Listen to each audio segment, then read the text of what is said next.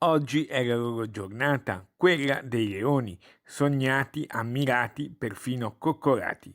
Abbiamo seguito lo sbarco dei premi al Lido, incontrando chi li produce, un'eccellenza veneziana, l'artigiano Cristiano Moschini, titolare dell'azienda di famiglia La Santi di Venezia.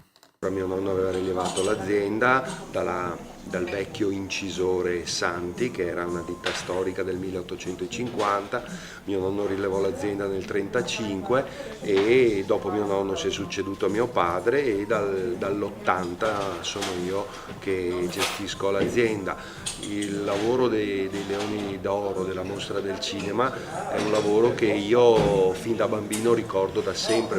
Tradizione ma al tempo stesso anche modernità. La preparazione dura mesi. Quando è febbraio-marzo cominciano i primi contatti con l'ente in modo che si cominci a predisporre quello che è il piano di tutta la stagione, che ovviamente comprende anche le manifestazioni collaterali alla Mostra del Cinema, quali architettura, arte, danza, musica, teatro, per cui per noi è un lavoro globale che prende 6 mesi dell'anno. Da raccontare è anche la notte che precede le premiazioni. Ecco perché. In anteprima sappiamo sempre i nominativi, perché fisicamente dobbiamo completare l'incisione dei premi, perché i premi, a differenza di altre manifestazioni, sono nominativi, per cui ogni leone che viene dato ha già il nome del premiato, del film, del regista o dell'attore che è stato premiato.